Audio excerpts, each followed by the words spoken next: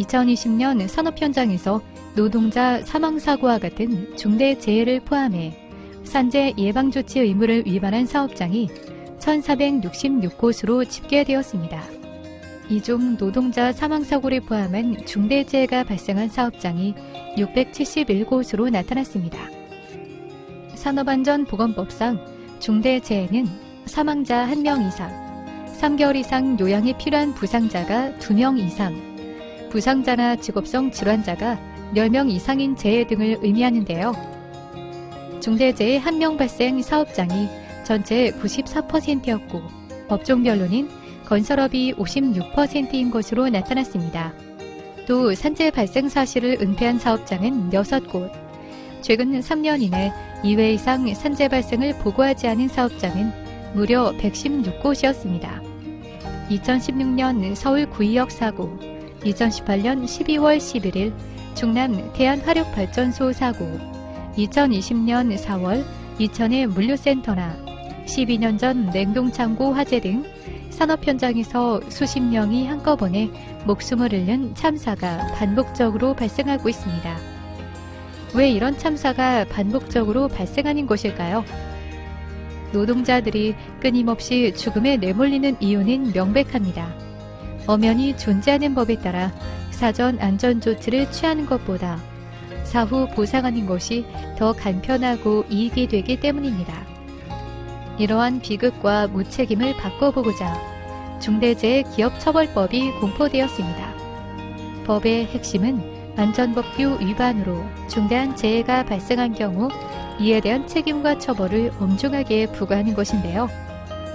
2차 시에서는 지난 시간에 이어 산업안전보건법의 주요 내용과 개정된 내용들을 알아보고 중대재해기업처벌법에 대해서 알아보겠습니다. 이번 시간에는 산업안전보건법 도급관리, 산업안전보건법 방호조치, 중대재해기업처벌법에 대해 살펴보고 고용노동부 2021년 주요 추진 방향에 대해 알아보도록 하겠습니다. 이번 시간을 통해 여러분들이 어떠한 목표를 달성할 수 있는지도 살펴보세요.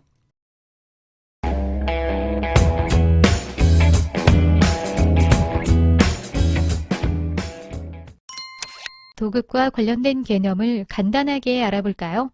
도급이란 명칭과 관계없이 물건의 제조, 건설, 수리 또는 서비스의 제공, 그 밖의 업무를 타인에게 맡기는 계약을 의미합니다. 도급에서는 도급인, 건설공사 발주자, 수급인, 관계 수급인이 존재하는데 각 역할에 대해 살펴볼 필요가 있습니다. 먼저 도급인은 물건의 제조, 건설, 수리 또는 서비스의 제공, 그 밖의 업무를 도급하는 사업주를 의미합니다. 다만 건설공사 발주자는 제외입니다. 여기서 건설공사 발주자는 건설공사를 도급하는 자로서 건설공사의 시공을 주도하여 총괄, 관리하지 않는 자를 말합니다. 수급인은 도급인으로부터 물건의 제조, 건설, 수리 또는 서비스의 제공, 그 밖의 업무를 도급받는 사업주를 의미합니다. 마지막으로 관계 수급인은 도급이 여러 단계에 걸쳐 체결된 경우에 각 단계별로 도급받은 사업주 전부를 의미합니다. 다음 유해 위험 작업의 도급의 금지, 제한 관련해서 살펴보겠습니다. 종전에는 인가를 받으면 도급이 가능하였습니다.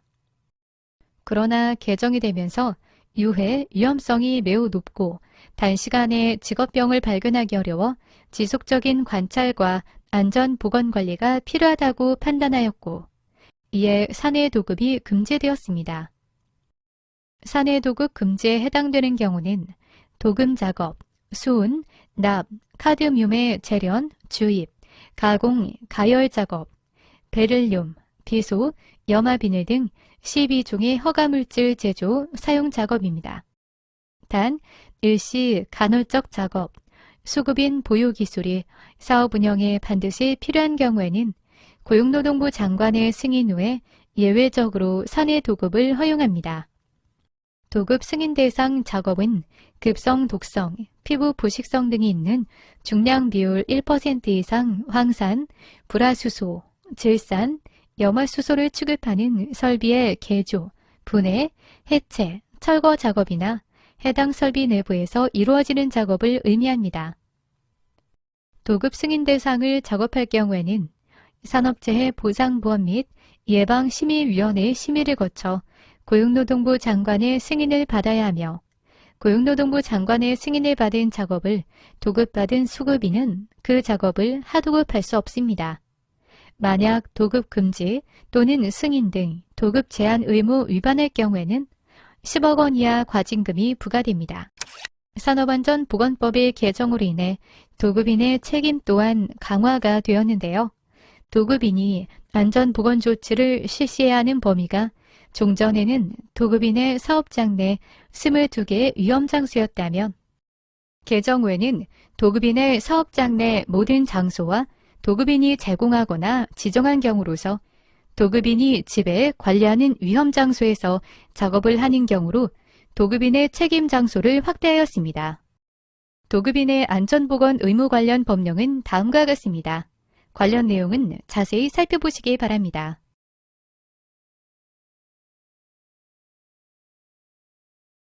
법 개정 후 보호대상 근로자의 범위 또한 확대가 되었는데요. 종전에는 근로자만 해당되었다면 개정 후에는 산업안전보건법 제77조에 따른 특수형태 근로종사자 9개 직종 및 산업안전보건법 제78조에 따른 배달 종사자가 포함되었습니다. 각 내용을 좀 더 자세히 살펴봅시다. 산업안전보건법상 보호되는 특수형태의 근로종사자 직종은 주로 하나의 사업에 노무를 상시적으로 제공하고 보수를 받아 생활하며 노무를 제공할 때 타인을 사용하지 아니하는 요건을 충족하는 9개 직종이 보호 범위에 포함됩니다.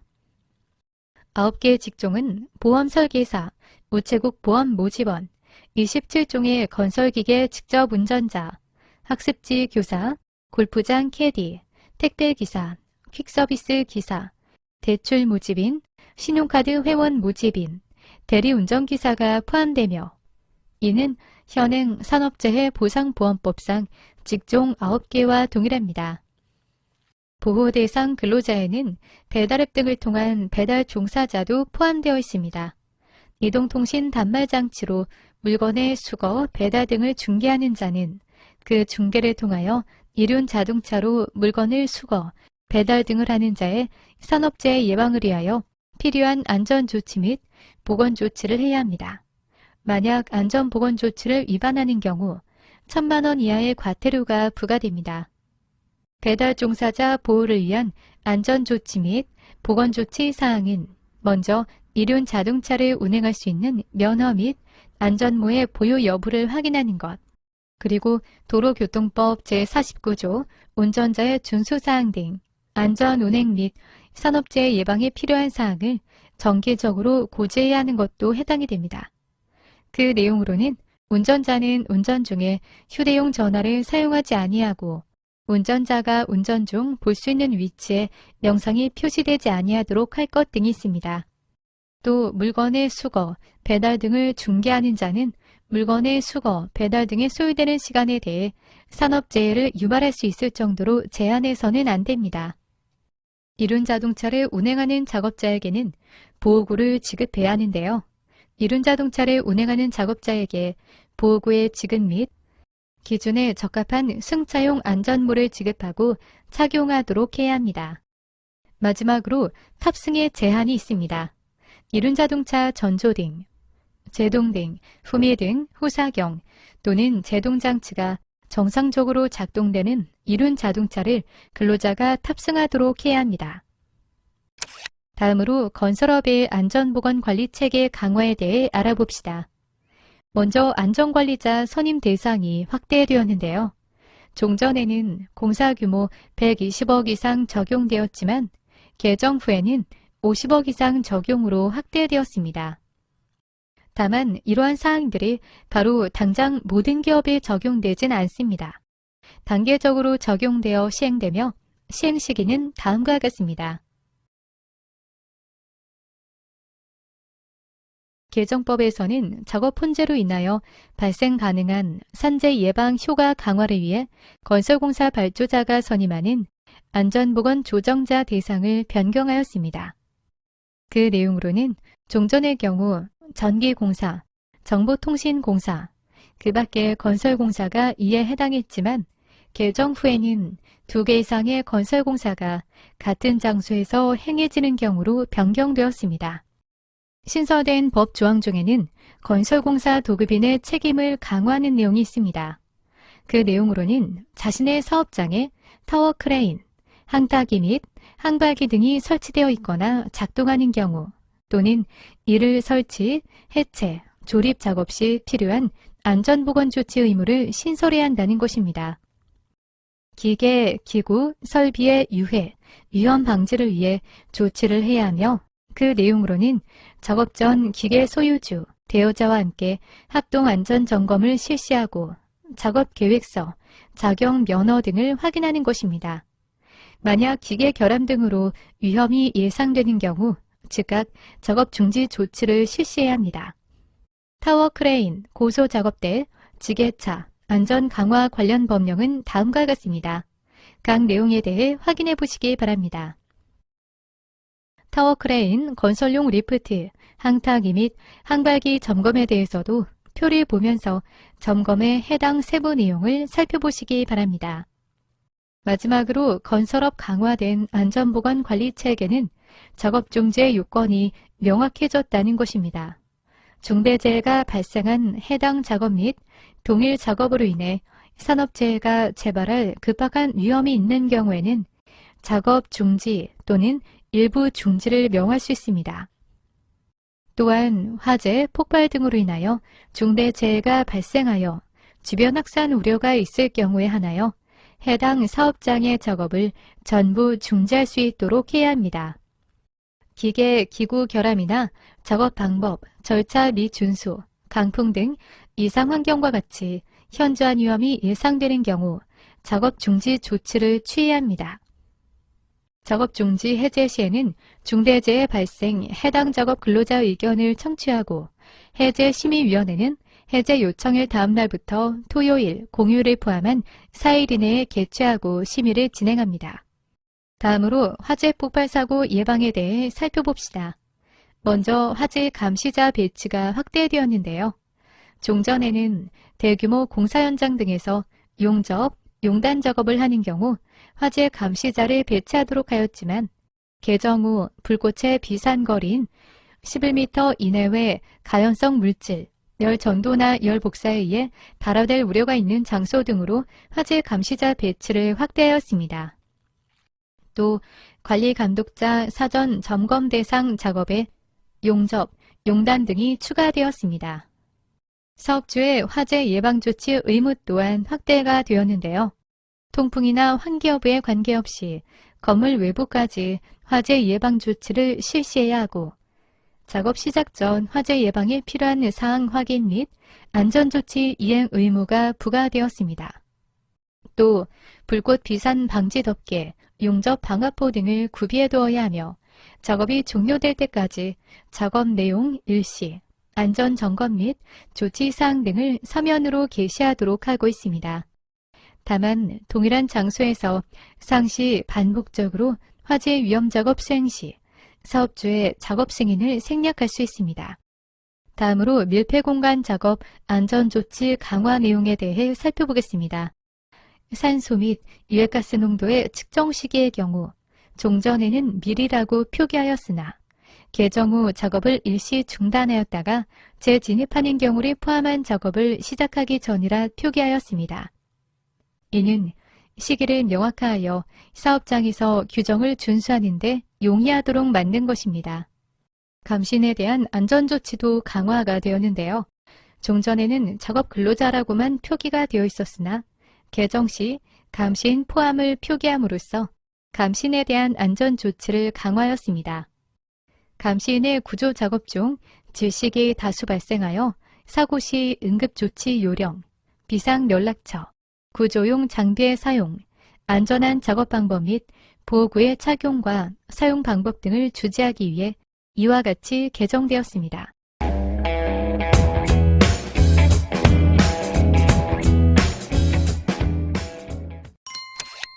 이번에는 유해, 위험기계 등에 대한 방호조치에 대해 살펴봅시다. 사업주는 방호조치가 정상적인 기능을 발휘할 수 있도록 상시 점검 및 정비하여야 하며 방호조치의 기능이 상실된 때에는 즉시 수리, 보수 및 작업 중지 등 적절한 조치를 취해야 합니다. 방호조치란 무엇일까요? 방호조치란 위험기계, 기구의 위험장소 또는 부위에 근로자가 통상적인 방법으로 접근하지 못하도록 하는 제한조치로 방호망, 방책, 덮개 또는 각종 방호장치 등을 설치하는 것을 말합니다.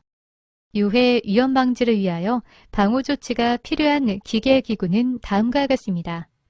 예초기, 원심기, 공기압축기, 금속절단기, 지게차, 진공포장기와 랩핑기의 포장기계입니다. 방호장치의 점검 및 해체에 대해 살펴봅시다. 작업 전 방호장치의 점검은 매일 아침 작업 시작 전 방호장치를 점검하고 상태가 이상이 없는지 확인한 후 작업을 시작해야 합니다.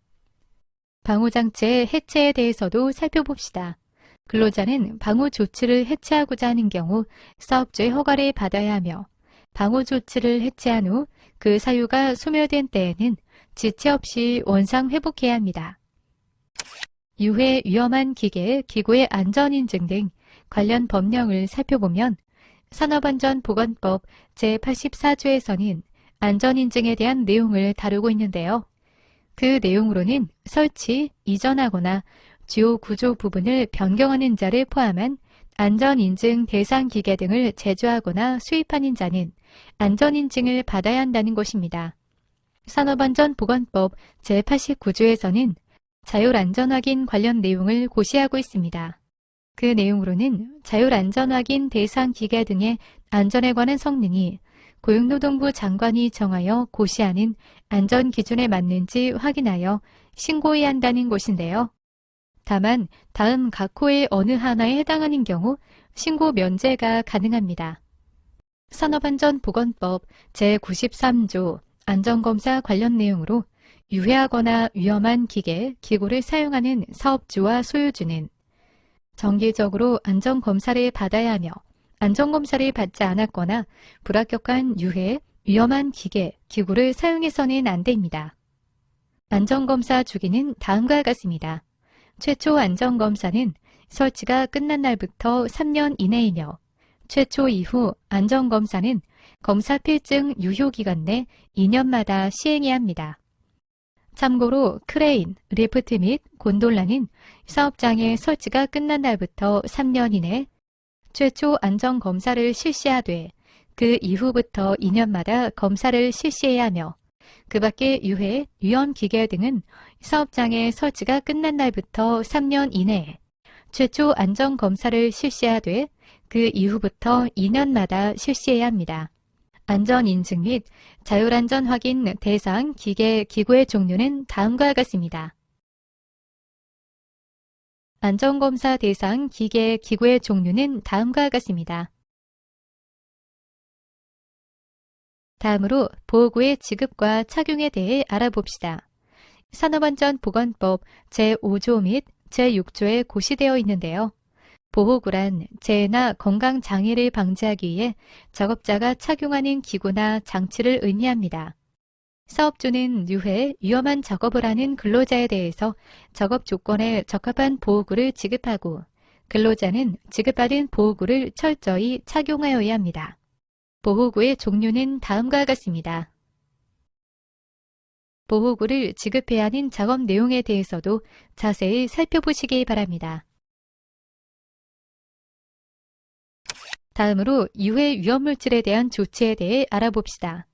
먼저 유해인자 허용 기준의 준수에 대해 살펴보면 사업주는 발암성 물질 등 근로자에게 중대한 건강장애를 유발할 우려가 있는 대통령령으로 정하는 유해인자는 작업장 내의 그 노출 농도를 고용노동부령으로 정하는 허용 기준 이하로 유지해야 합니다. 다만 유해인자를 취급하거나 정화, 배출하는 시설 및 설비의 설치나 개선이 현존하는 기술로 가능하지 아니한 경우 천재지변 등으로 시설과 설비에 중대한 결함이 발생한 경우 고용노동부령으로 정하는 임시 작업과 단시간 작업의 경우는 제외사항입니다. 허용기준 설정 물질에 대해서 살펴봅시다. 직업병이 발생하였거나 발암성, 생식독성, 변이원성 등 유해성으로 인한 직업병 발생의 우려가 있는 산화에틸렌 등 화학물질을 추가로 지정하였는데요. 종전에는 14종이었지만 24종을 추가한 38종으로 개정하였습니다. 만약 작업장 내 유해인자의 노출 농도를 허용 기준 이하로 유지하지 않은 경우 1,000만 원의 과태료가 부과됩니다. 허용 기준 설정 대상 유해인자 38종입니다. 기존 14종과 유해인자로 추가된 24종을 비교하시며 자세히 살펴보시기 바랍니다.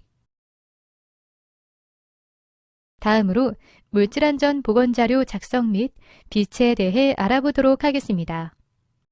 물질안전보건자료란 화학물질을 양도 제공하는 자가 취급, 사용하는 근로자에게 자신이 취급하는 화학물질의 유해, 위험성 등을 알려줌으로써 근로자 스스로 자신을 보호하도록 하여 화학물질 취급 시 발생될 수 있는 산업재해나 직업병을 사전에 예방할 수 있도록 하는 제도를 의미합니다. 소비자가 의약품을 구입하면 그 성분 및 함량, 효능, 부작용 등을 알려주는 설명서가 있듯이 화학제품의 안전한 취급, 사용을 위한 정보자료가 바로 물질안전보건자료라 할 수 있습니다. 사업주는 취급 공정에 물질안전보건자료, MSDS 비치, MSDS 게시, 경고 표지 부착, 근로자 교육을 실시해야 합니다. 사업주가 취급 공정에 비치하고 게시해야 할 물질안전보건자료, MSDS의 구성 항목은 다음과 같습니다. 사업장에서는 해당 내용들이 누락되지 않도록 확인해야 합니다.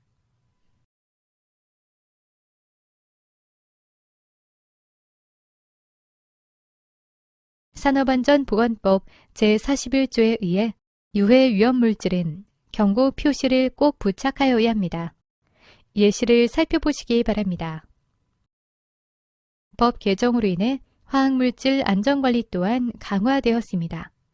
특히 물질안전보건자료 작성과 제출을 고시하였으며 만약 MDMS를 제출하지 않거나 거짓 제출을 할 경우 500만 원 이하의 과태료가 부과됩니다.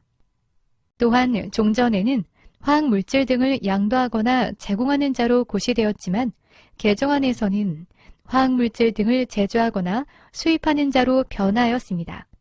MSDS 작성, 제출, 제외 대상으로는 건강기능식품, 위생용품 등이 추가되었고 연구개발용 화학물질은 MSDS 작성은 하되 제출 의무는 면제한다고 규정되었습니다.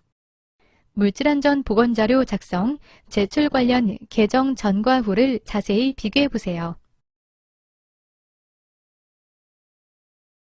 MSDS 일부 비공개 승인에 대해서도 살펴봅시다. 종전에는 영업비밀로서 보호할 가치가 있다고 사업주가 자체 판단하면 구성 성분의 명칭 및 함유량을 비공개가 가능했습니다. 그러나 개정 후에는 비공개하려는 경우 고용노동부 장관의 사전 승인이 필요합니다. 이처럼 사전 승인을 실시하는 이유는 대체 명칭과 대체 함유량을 기재하여 위험성을 유추할 수 있도록 하고 이를 통해 근로자의 알 권리를 보장하자는 취지입니다. 이때 비공개의 타당성, 대체 자료의 적합성, MSDS의 적정성을 확인해야 합니다. 다만 연구개발용 화학물질에 대해서는 비공개 심사이지만 비공개 타당성을 생략하여 제출 서류를 간소화하고 2주 이내에 심사를 하는 등 심사기간을 단축한다는 사실 기억해 주세요. 여기서 연구개발용 화학물질이란 연구개발 또는 공정의 개선 등을 위해 제조, 수입하는 경우로 다음 각호의 어느 하나에 해당하는 화학물질을 의미합니다. 다음으로 근로자 보건관리에 대해 살펴봅시다. 작업환경 측정의 실시에 대해 알아보죠. 근로자에게 직업병이나 건강상의 장애를 일으킬 수 있는 유해 요인이 작업장 내에 어느 정도 존재하고 있는지 정기적으로 작업환경을 측정하고 일정 수준 이상 존재하고 있는 경우에는 이를 제거하기 위하여 작업 환경 개선에 필요한 조치를 취해야 합니다. 작업 환경 측정의 결과는 먼저 작업 환경 측정 유해인자를 확인하는 것으로 시작합니다. 즉, 유해인자 취급 공정을 파악해야 합니다. 또 측정기관에 사업장 소재지의 작업환경 측정기관에 의뢰를 해야 합니다. 다음으로 작업환경 측정기관에서 유해인자별 예비조사 및 측정을 주기적으로 진행해야 합니다. 그리고 지방고용노동관서에 결과보고서를 제출해야 하며 결과보고서 일부가 필요합니다. 마지막으로 측정 결과에 따른 개선대책 수립과 서류 보존을 해야 합니다. 자료는 5년간 보존해야 하며 발암성 물질 측정 결과의 경우 30년간 보존해야 합니다. 작업환경 측정의 대상은 어떻게 될까요? 근로자 1명 이상 고용하고 있는 사업장으로 화학물질, 중금속, 소음, 분진, 고열, 금속 가공유 등 측정 대상 유해인자에 노출되는 근로자가 있는 작업장이 대상입니다. 다만 매월 24시간 미만 작업인 임시 작업과 1일 1시간 미만 작업인 단시간 작업은 제외합니다. 작업 환경 측정의 대상 유해인자는 다음과 같습니다.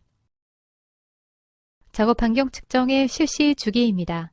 작업장 또는 작업 공정이 신규로 가동되거나 변경되는 등의 측정 대상 작업장에서 실시되는 주기는 다음과 같습니다. 그리고 개정된 산업안전보건법 시행규칙 별표 21, 22에 따라 작업환경 측정 및 특수건강진단 유해인자에 인듐과 1, 2 디클로로프로판이 추가로 지정하였습니다. 근로자 건강진단의 실시에 대해서도 살펴봅시다. 산업안전보건법 제129조, 제130조, 제131조에서 사업주는 근로자의 건강을 보호, 유지하기 위하여 건강진단기관에서 정기적으로 진단을 받아야 한다고 고시가 되어 있습니다.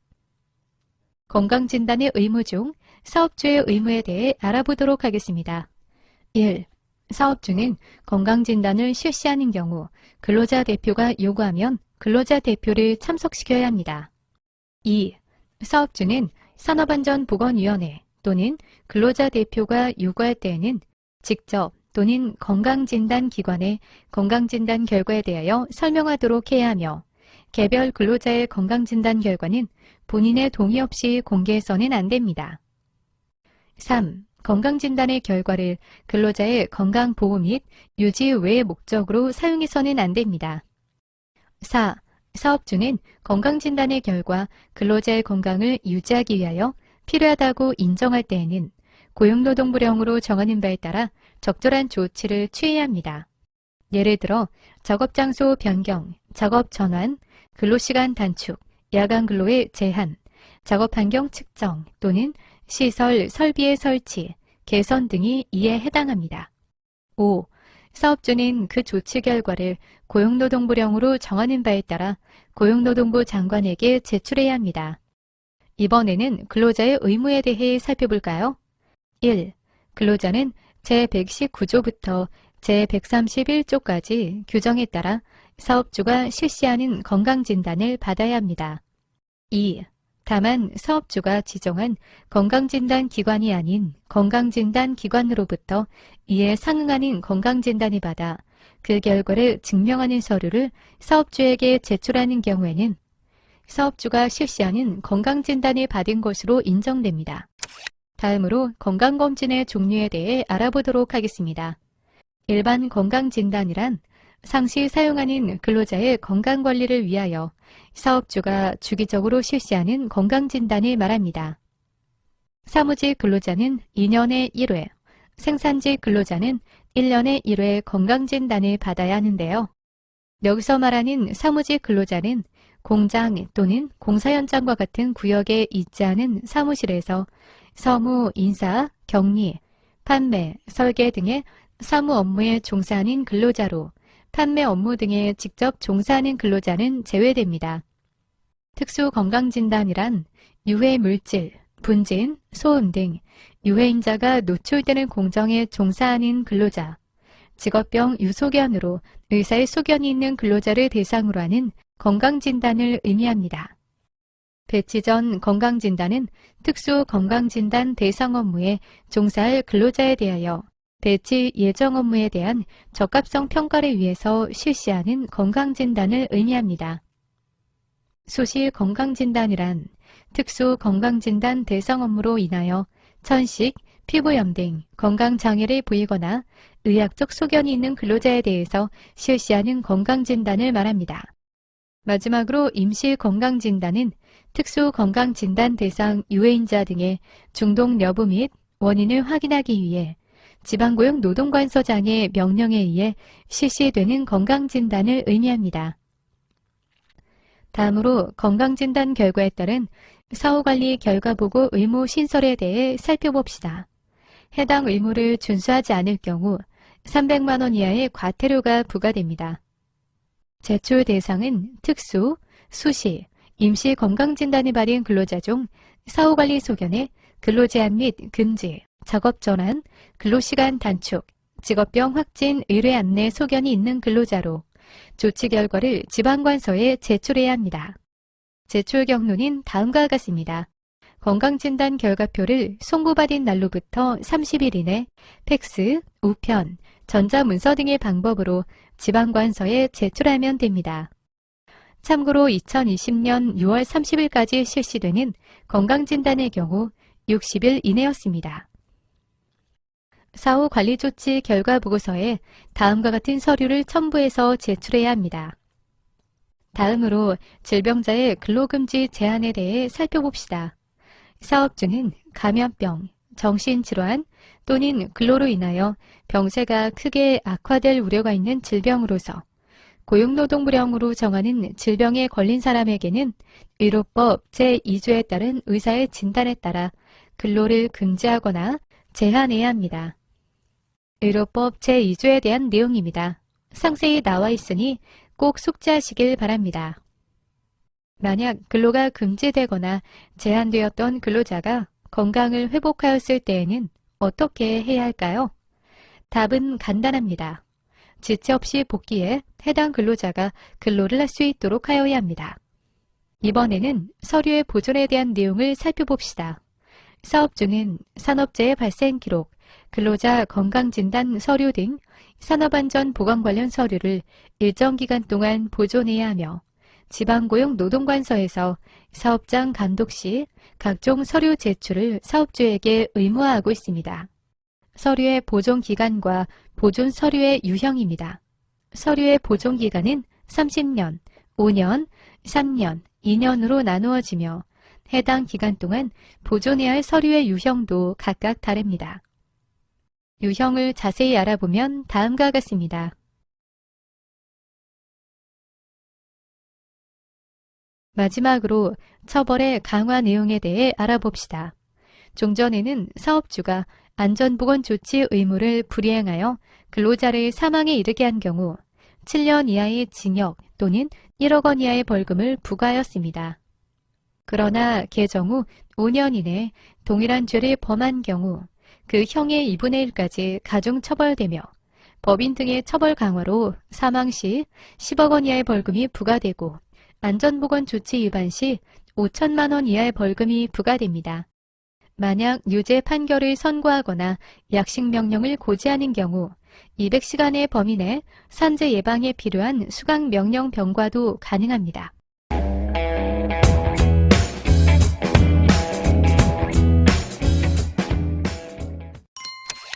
(2021년) 중대재해 처벌 등에 관한 법률이 공포 및 2022년 시행 확정되었습니다. 이 법은 중대재해 예방에 대한 사회의 경각심을 높이고 노동자와 시민의 생명과 안전을 지키는 새로운 출발점이 되었다는 점에서 큰 의미가 있습니다.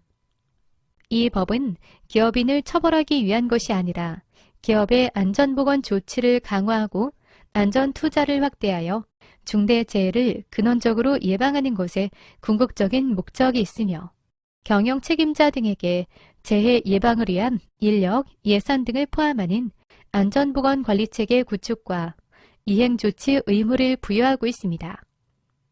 그럼 산업안전보건계에 큰 주목을 받고 있는 중대재해 처벌 등에 관한 법률 주요 내용에 대해서 살펴보도록 하겠습니다.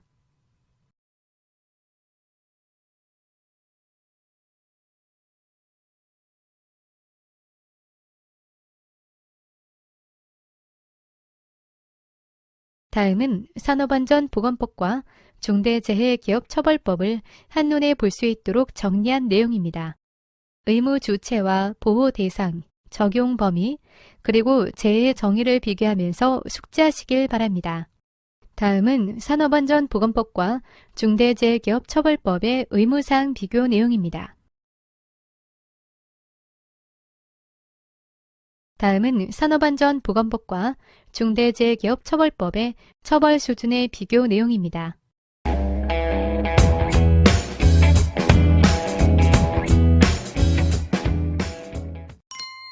고용노동부 2021년 주요 추진 방향을 알아보도록 하겠습니다.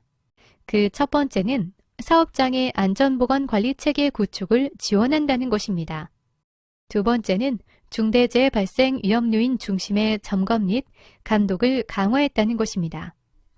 그 이유는 2020년 산재 사고 사망자는 잠정 집계한 결과 882명으로 19년에 비해 27명 증가하여 다시 증가로 전환되었기 때문입니다. 여전히 건설업에서 중대재해 절반이 발생하고 있고 사고 시 중대재해로 연결될 가능성이 높은 추락, 게임 사고가 상당한 비중을 차지하고 있습니다. 건설업 사고 비중과 추락, 게임 사고 비중은 다음과 같습니다. 추락, 게임 등 중대재해 위험 요인의 근절을 위해서는 추락 위험 방지 조치, 게임 위험 방지 조치, 필수 안전보호구 착용 등의 3대 안전조치 준수 여부를 집중 점검, 감독할 예정입니다. 각 내용별 안전조치에 대해 살펴보시기 바랍니다. 세 번째로는 지자체가 사업장 지도 등 적극적인 산재 예방 활동을 할 수 있도록 명확한 법적 근거를 마련할 예정입니다. 이를 위해 산업안전보건법에서는 지자체의 산재 예방 노력 의무 규정하고 지자체 역할을 계획, 수립, 교육, 홍보, 사업장 지도로 명시하며 국가의 지원 근거를 마련하였습니다. 또 지자체가 자체 발주공사, 수행사업에 대해 3대 안전조치 준수를 점검토록 하고 필요시 합동점검을 실시할 예정입니다. 네 번째로는 소규모 사업장의 안전관리 지원을 대폭 확대하는 것이며 마지막으로는 2020년부터 사망사고 분석 결과와 함께 감독 현황 및 위반 사업장 사례, 정부 재정 지원 현황 등을 단기별로 공개하도록 하는 방침을 진행할 예정입니다.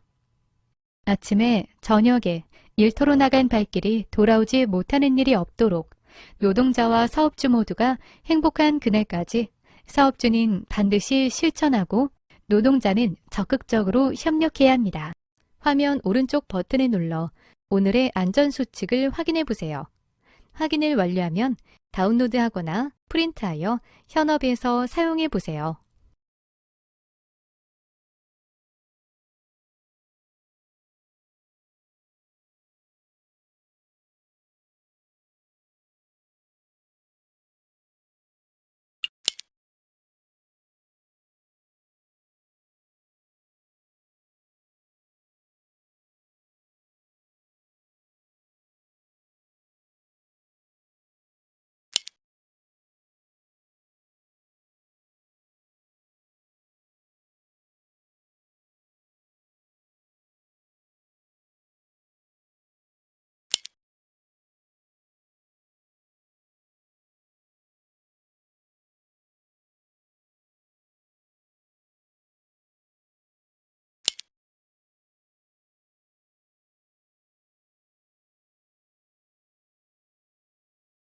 학습한 내용을 잘 이해했는지 문제를 통해 점검해 보겠습니다. 다음 문제를 풀어보세요.